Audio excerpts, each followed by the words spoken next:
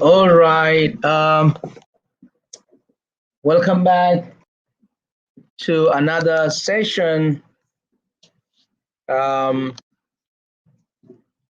with me, with Reverend. Well, forget about the Reverend. With Eli Kerek or Eli Kerek. In this most amazing, God's gifts of life, which is marriage. So you are welcome back to this session of marriage and psychology. And so today, I kind of was going to surprise you with a gift of a wonderful woman or a lady who so much, loves marriage, and she dig deep in marriage, and unfortunately, technicalities and some other things come our way, so we are unable to kind of connect today. But I'm still trusting God that in the near future, or as short as time as possible, to kind of have our sister Beauty Akpan, with the relationship matters, on this uh,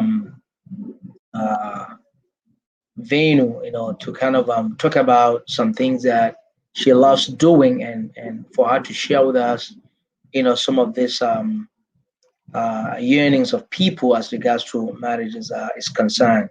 And so, talking about marriage, as I would always want to emphasize, if you don't get it right, from the beginning, don't think you're going to get it right when you are into it. Only probably you could be managing your marriage, or could be, struggling hard to make it live, or succeed, or to kind of endure. But I think based on God's plan, it is not meant to kind of be managed, but instead to be enjoyed, to be cherished, to be you know uh, to see the beauty of it, even as we enjoy it. So, but most people, forget that it is not entering, but it is the preparation of entering that matters a lot. So that's why today I want us to talk about early marriage phenomenon, or phenomena, early marriage, phenomenon, because it is so easy, and it is so appealing when you look at marriage from afar, and probably um, walking alongside with your friends or your relations who are married. Some of them who have gotten it right, yeah, would kind of give you some appealing moments, or throw some kind of delicacies that you would want to kind of say, oh, yes, I want to get married. I want to get married. But, forgetting that to marry is one thing, but to kind of understand what marriage is all about is another, so that you can enjoy the way that person that you think, quote and unquote, is enjoying. Because some people are very good in terms of faking, their marriage life, such that people would think, oh, all is well, when it is not well, because they live in avoidance, they live in denial of what is going on. But some people are genuine, of course. We cannot deny that fact too, because some people are trying, because they have worked hard, before they get into the that terrain. So it's a process, and that's why today I want to tell you that marriage is a process. I don't think if marriage is something that you know it's a ready-made something, or it's just as soon as you are married you think as if it is done. I don't think so. Marriage is a process, because I've seen some marriages that will start after the wedding, let's say 1 month, and they are normal, and some even from the wedding at a venue, they might not even get to the house. and some after 1 year, some few months, and some even after 20 years. You can imagine after 20 years, but they could not, still, uphold it or kind of, endure it. And some after 30 years, and of course, I celebrate those people who, who would, kind of, leave it until 50 years and above. It's a big, big, big celebration. It's a big, commendation to those people because, man, if you ask them, they will tell you what it means and how far they have to go in terms of creativity, in terms of initiating new things, in terms of asking questions, even in terms of sometimes they have to kind of avoid, overlook some things. Sometimes they have to kind of deny themselves. One of the wonderful passage in the scripture. I'm not going to preach. I'm not preaching. I just want to kind of look at that passage of the scripture, in Luke 14, 26, where Jesus said, he who want to come to me, or he who wanted me to remain in him, or he who wants to walk with me or follow me, he said, listen, you have to deny or you have to hate, your father, your mother, your brother, your sister, your relation, and not only that, even yourself. So in marriage, sometimes it gets to that stage, it gets to that point that you kind of have to decide to either, because your parent want it to be this way, but if it is not that way, they will not have, be at peace with you. But going their way might not help your marriage. So you don't you want to you want you, is your marriage is number one. Is number one. So definitely, if it's a mom who has become a codependent, she's your codependent, sometimes you got to let it go. You got to say no. You know, mom. We're gonna fix it. Mom. It's more complicated than you are thinking about. So we will handle it. Let me handle it with my wife. We will handle it. So sometimes your brother, sometimes your sister, and sometimes it's you. Sometimes it's you yourself. You got to tell yourself, no, I think it's not about just me. It's about us. It's about the two of us. So the marriage is bigger than me. Let me put it that way. And so the marriage is bigger than us. So because God, established it. God is, so we want to first focus on what is for us, not for me or for she. So, and now, early marriage phenomenon, I'm not sure.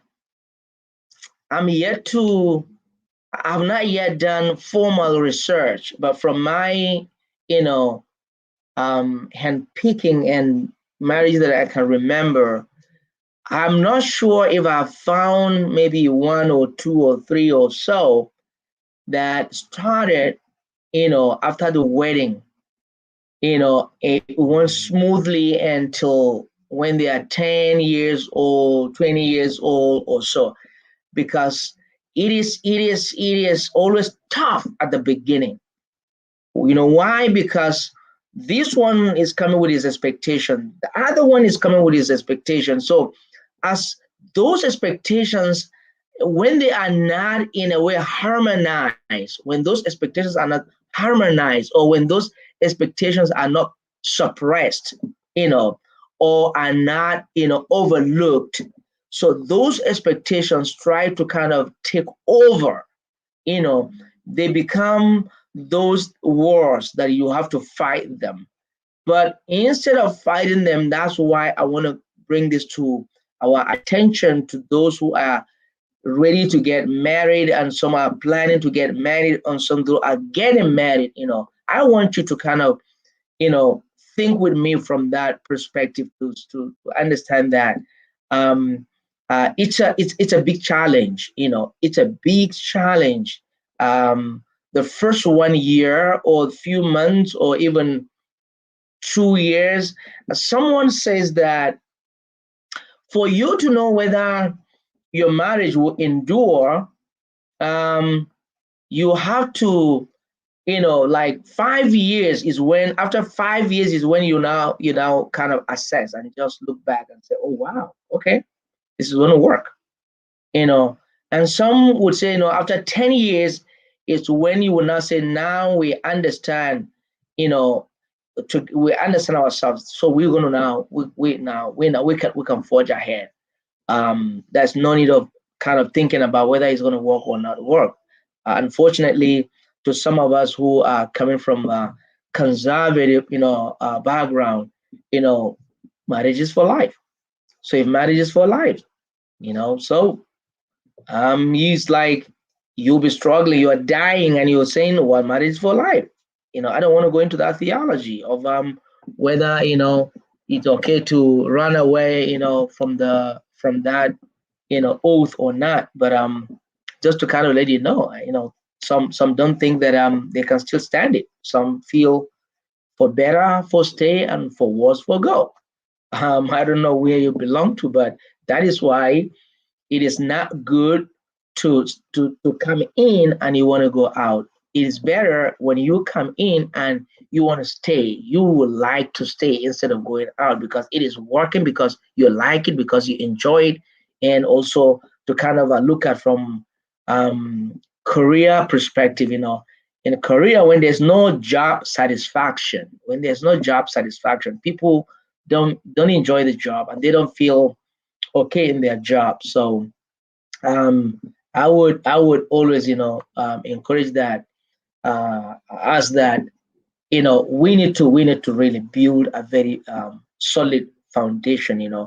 But I've talked about all those things that we need to kind of reflect on, or kind of think about it, because like I said, it's we need to understand our psychology. We need to understand someone's psychology, so that it'll work, because we cannot shy away from the emotions that are there. Those emotions are there. This person will feel pain sometimes. This person will feel guilty sometimes. This person will be afraid sometimes. This person will feel angry sometimes. This person will feel happy sometimes. So these are, we can't shy away from them. But you know, after we've agreed, after we're able to work it out, so as soon as you in that spirit of liking it, loving it, so you want to be be assured that it is not over yet. It is not over yet, because after the jubilation, after all the elaborate, gorgeous, and everything that you throw it out there, so as soon as you get in there, it's going to be a new world. Your world is going to be completely changed, because today, what I hear, like some of my colleagues out there who will talk about, this is how you should know whether your husband loves you. This is how you should know how, I mean, if your wife loves you, this is how you can make her enjoy this. This is how. I get it. I get it. I feel these are lessons, or these are motivations that would come when the marriage is working. If the marriage is working, then definitely that's where we need those part of, so those pieces, to put them together to add to the enjoyment that we are into. But if it's not working, listen, nobody's going to even pay attention to, this is how your husband you would make your husband high in the marriage. This is how you make your wife feel high in the marriage, because you want to make it working. When you make it working, then those things would definitely flow organically, or naturally. So that's why it's very, very important, to talk about the very first, the early part of your marriage. I don't know if you have any question, you can throw it out there and tell me. I mean, just ask what you think, or If you're just marrying, at the early stage, just throw your question. If you're trying any question that you want to ask, we can see how we can discuss, together. What does that mean? But now, coming in at the early stage, I talk about expectations. You know, you are thinking that, oh, well, we talked about all of this out there. We talked about, I mean, how we're going to, blend or our budget, or how we're going to plan our children, or what type of, house we're going to have, or, in terms of job, our job, how we're going to plan it and arrange it. These, all of that was just, kind of the important. I mean, it's one of those things that you need to think about. But the practicing, the implementation, executing those wonderful plans, those beautiful questions that you ask, those, it's the practice that matters now. You know, it is now that, when you come, into the marriage, then you will not have to sit. And that's where I think the importance of honeymoon comes in, which in Africa, I you don't want to ask me what happened, during my my honeymoon. You know, I mean, you would die laughing, because we wanted that, but unfortunately it ended in some kind of dramatic, but I'm trying to say this is where the honeymoon, makes a lot of meaning, or a lot of sense, because after you marry, now you needed you needed a time, a quiet time. You needed that serene moment. You needed that silence. You needed that time that you are not thinking about this planning. You are not thinking about this person said this. You are not thinking about, this time. It's just you and your wife. You and your wife. Dad is not there. Mom is not there. That brother is not there. That sister is not there. It's just you and your wife. And let me tell you this: even if it's just one day, it matters. But I won't advise you to go, for honeymoon for just one day.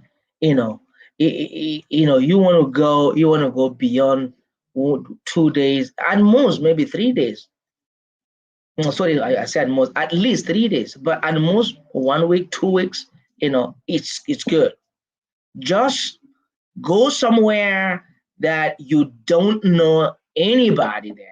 When I mean you don't know anybody, because you don't want, you know, interruption. You don't want people coming to say, oh, we learned this person is there, so we're gonna. It's a distraction to the moment of understanding yourselves, because that time is very, very important, because that is when you're gonna because let me tell you this: go to where they cook food, they serve food, while you I mean you know you are really, there, whichever type of hotel. But go to where you don't know anybody, and they serve food. And you know because no, your wife is not cooking, is not washing dishes, she doesn't have to go buy this, you don't have to go buy that. You are stocked with one another. At this very particular moment, you are listening. At this very particular moment, you are observing. At this very particular moment, you are trying to kind of now, when the Bible say, 1 plus 1 is 2, this is when the real oneness is now trying to metamorphose from 2 to 1. This is exactly when that is, because that is when you are looking at each other eye to eye, because at that time, before now, you are kind of trying to give some love, a look, some kind of, artificial, some kind of pretense and whatever. But now is reality. Now is the time. So now, looking at yourself, forget about that time in the church when they say, I want you to look at, it was just a brief, but this time around, it's 24 hours. You wake up together, shower together. I mean, the only thing that could separate you is when you go probably trying to lick yourself after you drank a lot of water. You want to go lick, or after you ate a lot, that you need to go, dump it. That's the only time that you have to kind of be separated. But even to shower, don't ask me whether I shower or not with my wife, because still this is part of what I always like, the question that you need to ask before you get married, whether you guys can shower or not together or not, because some people, they have some particularities that, if it is not discoursed before the marriage, some of you will be disappointed, because after you got married and your wife, and you're like, okay, darling or sweetie or honey or whatever, let's go shower. And when you say let's go shower, and you are like, okay, are you not coming? Oh no, go ahead and just I will come after you. What? So it's going to become a problem. No, we're married, so it's going to start from there. See the early phenomenon, see some of those things. It's going to start from there. But you want to talk about those things before you even marry. And that's why the first, the early stage of your marriage matters a lot. And like I said, it's a process. So definitely that honeymoon time is a time that you want to spend together, looking at each other eye to eye, and talking it the way it is, the way it is. That's again where that trust that you kind of trying to kind of confidence, because your words, that's when some people begin to write those words in their heart, so that after 1 month, after 1 year, honey, it seems you're changing. Your words are not, these are not those words that I heard you, speak the day we were at this particular place, and you came out until today. But these days it seems like you are kind of a little bit changing. So see why? Because you got to, because there's this, you are not trying to blend. You are not trying to kind of truly become, you are now trying to become one at that very stage of your marriage. So yeah, that's why honeymoon, I would advise, uh, for you to go for honeymoon, so that you can now go and still, after you talked about them before you come in, so now you are there now, still revisit those things that you talked about, those questions. Now you want to affirm your questions, you want to validate your questions, you want to now authenticate your questions, you want to really now write them, with gold. They are now with gold, but now you want to write them with gold, so that anything that happen, you can easily figure it out. So yeah, Johanna is, yeah, I mean, you're welcome, for being there.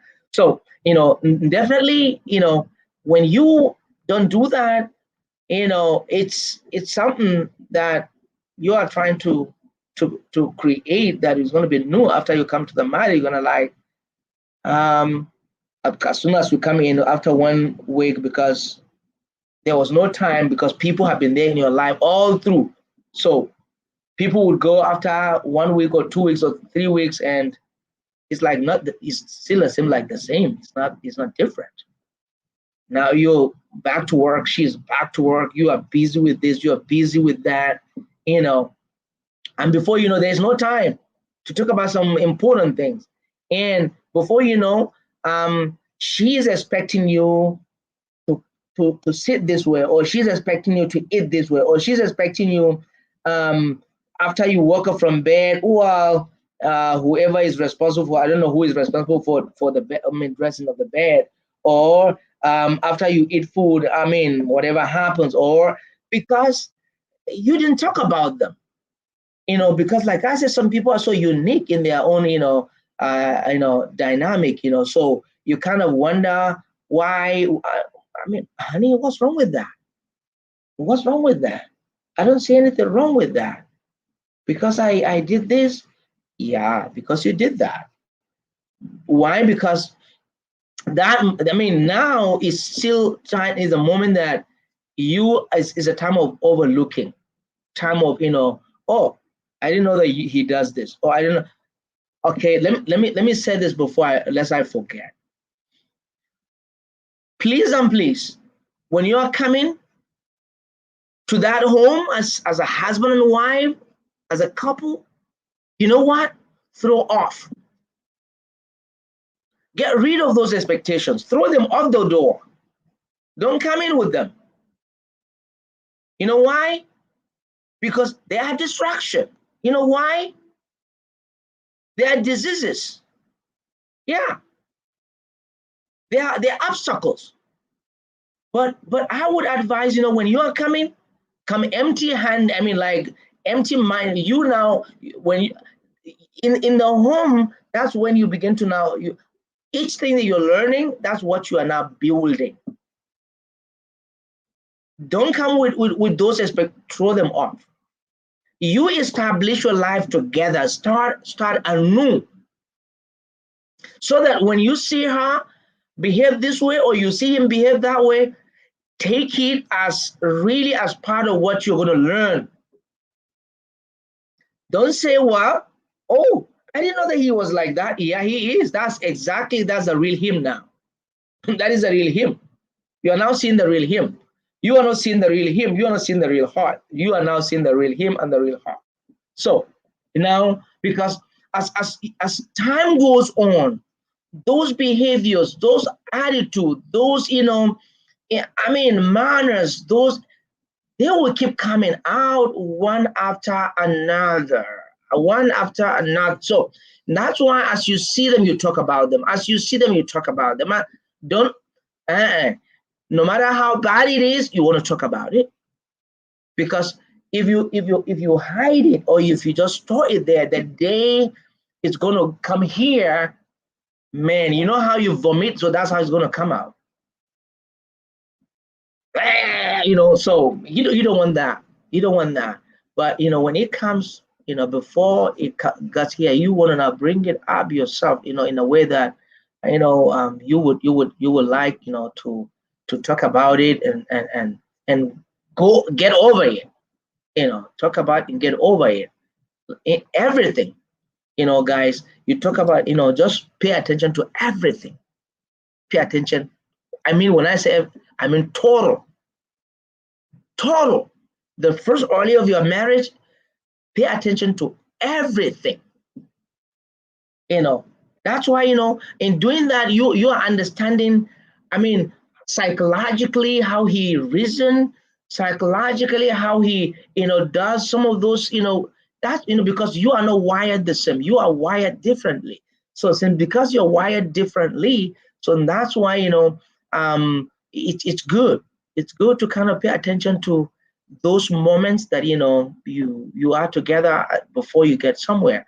Because I know many marriages, many, because the husband is working, she is not working, or the husband is not schooled. Let me put it that way, or he is academically, under her.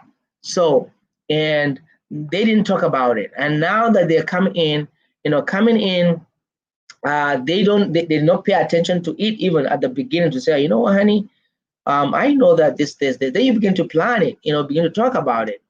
Honey, I know that you have a master's, right? Maybe your wife has the master's. You are just a first degree, graduate. You're like, honey, what do you think? What do you think? Is it okay?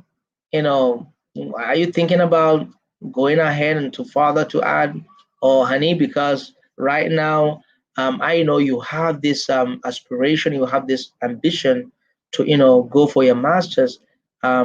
I think that would be good for us. It will help us, as a family. Unfortunately, right now, since we don't have enough, would you want us to first, see how we can, you know, put some things or invest some things, or before you go, or you think we can just still struggle and just do it and get over it. So it depends. So that's why like I told you before, I'm not here to say this is how you should do it. No, I'm not here to fix your marriage. I'm here to help you fix. I'm here to help you, like kind of, see how you can fix it. I'm not here to fix it because um, I thank God for the knowledge after spending. My friend Pastor said was talking about that. You know, I mean, after over 20 years of pastoring, counseling, premarital marital counseling, conflict, crisis of all, sort of that I, saw them, coming now here to a different world altogether, watching, observing, and how marriage is, is working here. And not only that, now to also see it under someone, you know, exploring, what is all about this, about our, how we should understand one another, for all these years, for almost I would say 6 years now, I've been under, discipleship, under training, under discipline, how to help people, because I wasn't trained to fix people's marriage, but you know, I was taught. My thought was, the way they taught me was to be a helper. So I never had it in my thoughts to say that, well, I'm coming here to say that you are wrong. That this is how you got to do it, or that is bad. You are nasty. You are mean.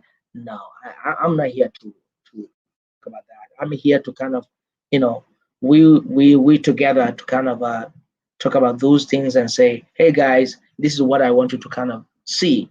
Uh, you don't have to go by it, but I'm kind of pointing out to tell you that there's something that probably you did not, see, or you did not pay attention to it. So pay attention to that. It might really help. So that's what I'm doing. That's why today one of it is, in your marriage, those that have already married and are at 5 years, 10 years, well, they can tell you, they will testify to this. It was not easy, you know, the early part of their marriage.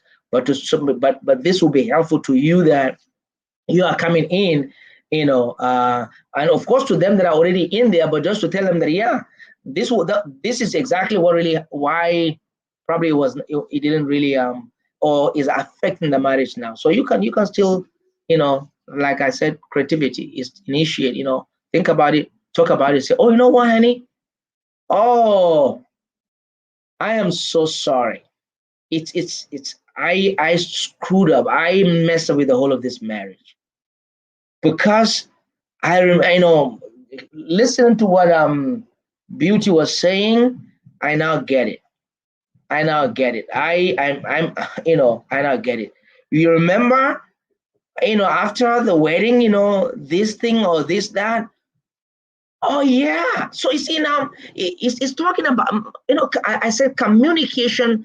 I mean, it's more as regards to, it controls more, in your marriage than you think. Oh yeah, thank you. Oh, yeah, So it's more in a marriage, because if you don't really revisit, if you don't assess, if you don't evaluate how you're growing, it's a problem. So definitely, please and please, I want you to just pay attention to that and see, when you get in, uh, as early as you start, you have started.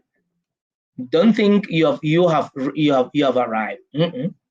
Don't think you don't say that. And please don't say, well, after 1 year, but you are not getting it. Oh no, you don't have the timing. After 2 years, you're not getting it. After 5 years, you're not getting it. She is getting it. He is getting it. Just, you guys are just keep going, keep moving, but overlook the overlooking. But when I say, when you escape thing, or when you overlook and don't come back to it, and it'll come back by itself. It'll come back, and it's going to come back when you are not planned, when you have not planned. So don't let it come when you have not planned. Let it come when you plan for it, so that you can have it, go out of it, in a smooth way, in a healthy way, because you want a healthy marriage, you want a healthy home. And remember, as what I tell, intending, couple, that listen, you know the health of a home, the health of a home affects the health of the church, because who are in the church? It's the family. So when a family is dysfunctional, you're gonna have a dysfunctional church. If you have more dysfunctional marriage in that church, you're gonna be a dysfunction, because that pastor is not gonna have a time to prepare a good sermon, but he's always you know talking to this one, counseling that one, rebuking that one, saying that one. So you don't want to get there. You don't want to get there. Please, please, first of all, and you walk your walk first. First and first. And the first thing is, you are the one to develop your own roadmap. Have a clear pathway. Have a healthy beginning.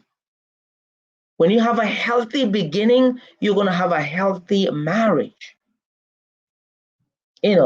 So, I mean, I don't want to go by respect, or we will get there. We'll talk about that. But like I said, I'm not here to fix it. Just think about it. What did you do before you got married? And of course, as soon as you get wedded, okay, how did you, start? And what are those things that you're paying attention to? And to some of you that are now struggling right now in your early marriage, I just want to remind you, it's normal. It's normal. It's normal. It's just normal. I will repeat it. And let me tell you, conflict is what builds the marriage. Conflict is what builds the marriage. Because conflict helps you to see those, loopholes, to see those errors that you don't see. And conflict is the one that tightens those knobs, those bolts that are not, it's one that tightens it. Conflict provides opportunities that you don't see. That's why in this early stage, go ahead. It's not unusual to disagree. It's not unusual, to maybe have some disrespect. Let me go that way, because it sometimes it goes that way. When you are calling her, Hama or whatever, then and tomorrow you're like, hey, Linda. Now, when you hear that, you know that something is wrong. So conflict is inevitable, especially in marriage. But conflict is part of us. God allowed that to be. That's why there's anger. That's why there's sadness. That's why all of this, and that's guilt.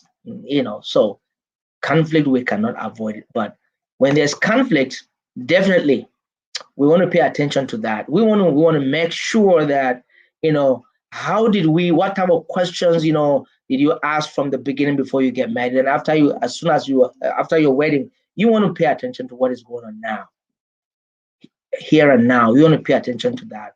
Talk about those things. Don't. And like I said, I don't want to go into whether, oh, I'm a man, so I'm in the head of the house. Maybe we'll talk about that sometime, in the future. But hey guys, early phenomena in my marriage, it's something. I mean, the early phenomena is something that is that. I mean, when I say phenomena, it's something that is normal. It's huge. It's always there. So it matters for you to pay attention, from the beginning, as early as possible. You don't want to wait. You don't want to wait. So pay attention to it, and make sure you love yourself, love your wife, love people around her, love people around him. Those things are the aroma, are the spices to the marriage.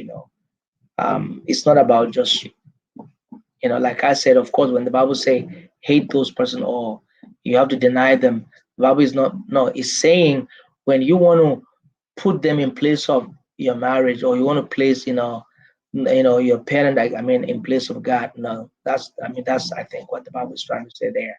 But we need one another, we need each other. Okay.